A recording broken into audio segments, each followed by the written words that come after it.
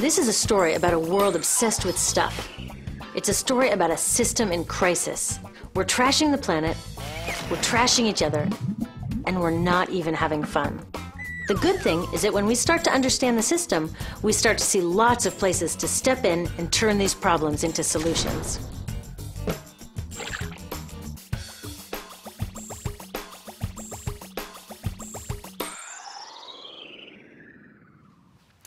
One of the problems with trying to use less stuff is that sometimes we feel like we really need it. What if you live in a city like, say, Cleveland, and you want a glass of water? Are you going to take your chances and get it from the city tap? Or should you reach for a bottle of water that comes from the pristine rainforest of Fiji?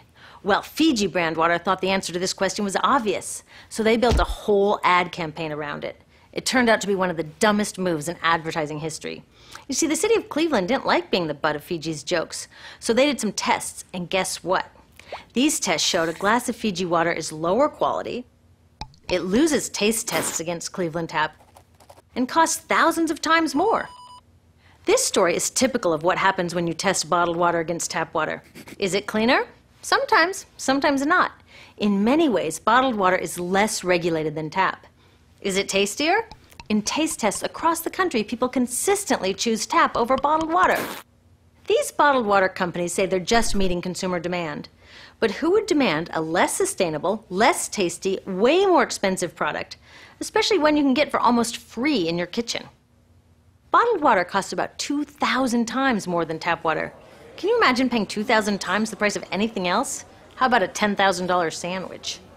Yet people in the US buy more than 500 million bottles of water every week. That is enough to circle the globe more than 5 times. How did this come to be? Well, it all goes back to how our materials economy works, and one of its key drivers, which is known as manufactured demand. If companies want to keep growing, they have to keep selling more and more stuff. In the 1970s, giant soft drink companies got worried as they saw their growth projections starting to level off. There's only so much soda a person can drink. Plus, it wouldn't be long before people began realizing that soda is not that healthy and turned back to, gasp, drinking tap water. Well, the companies found their next big idea in a silly designer product that most people laughed off as a passing yuppie fad. Water is free, people said back then. What will they sell us next? Air? So how do you get people to buy this fringe product? Simple. You manufacture demand. How do you do that? Well, imagine you're in charge of a bottled water company. Since people aren't lining up to trade their hard-earned money for your unnecessary product, you make them feel scared and insecure if they don't have it. And that's exactly what the bottled water industry did. One of their first marketing tactics was to scare people about tap water with ads like Fiji's Cleveland campaign. When we're done, one top water executive said, tap water will be relegated to showers and washing dishes. Next, you hide the reality of your product behind images of pure fantasy. Have you ever noticed how bottled water tries to seduce us with pictures of mountain streams and pristine nature? But guess where 1/3 of all bottled water in the US actually comes from? The tap. Pepsi's Aquafina and Coke's Dasani are 2 of the many brands that are really filtered tap water. But the pristine nature lie goes much deeper. In a recent full-page ad, Nestle said, bottled water is the most environmentally responsible consumer product in the world. What? They are trashing the environment all along the product's life cycle. Exactly how is that environmentally responsible? The problems start here with extraction and production, where oil is used to make water bottles. Each year, making the plastic water bottles used in the US takes enough oil and energy to fuel 1 million cars. All that energy spent to make the bottle, even more to ship it around the planet, and then we drink it in about 2 minutes? That brings us to the big problem at the other end of the life cycle, disposal. What happens to all these bottles when we're done? 80% end up in landfills, where they will sit for thousands of years, or in incinerators, where they are burned, releasing toxic pollution. The rest gets collected for recycling. I was curious about where the plastic bottles that I put in the recycling bins go. I found out that shiploads were being sent to India, so I went there. I will never forget riding over a hill outside Madras, where I came face to face with a mountain of plastic bottles from California. Now, real recycling would turn these bottles back into bottles. But that wasn't what was happening here. Instead, these bottles were slated to be downcycled, which means turning them into lower quality products that would just be chucked later. The parts that couldn't be downcycled were thrown away there, shipped all the way to India just to be dumped in someone else's backyard. If bottled water companies want to use mountains on their labels, it would be more accurate to show one of these mountains of plastic waste. Scaring us, seducing us, and misleading us. These strategies are all core parts of manufacturing demand.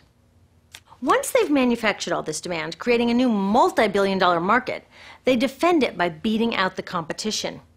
But in this case, the competition is our basic human right to clean, safe drinking water. Pepsi's vice chairman publicly said, "The biggest enemy is tap water." They want us to think it's dirty and bottled water is the best alternative. In many places, public water is polluted, thanks to polluting industries like the plastic bottle industry. And these bottled water guys are all too happy to offer their expensive solutions, which keep us hooked on their products. It is time we took back the tap. That starts with making a personal commitment to not buy or drink bottled water unless the water in your community is truly unhealthy. Yes, it takes a bit of foresight to grab a reusable bottle on the way out, but I think we can handle it. Then take the next step. Join a campaign that's working for real solutions, like demanding investment in clean tap water for all. In the U.S., tap water is underfunded by $24 billion, partly because people believe drinking water only comes from a bottle.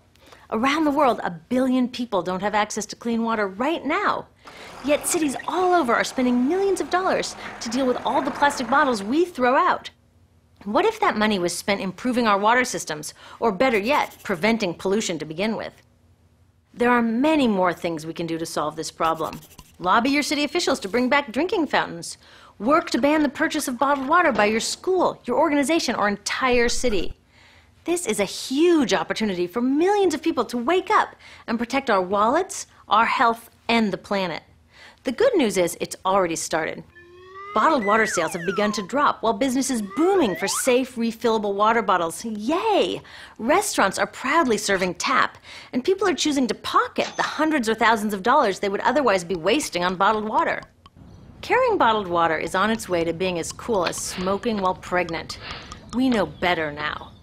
The bottled water industry is getting worried because the jig is up. We are not buying into their manufactured demand anymore. We will choose our own demands, thank you very much, and we're demanding clean, safe water for all.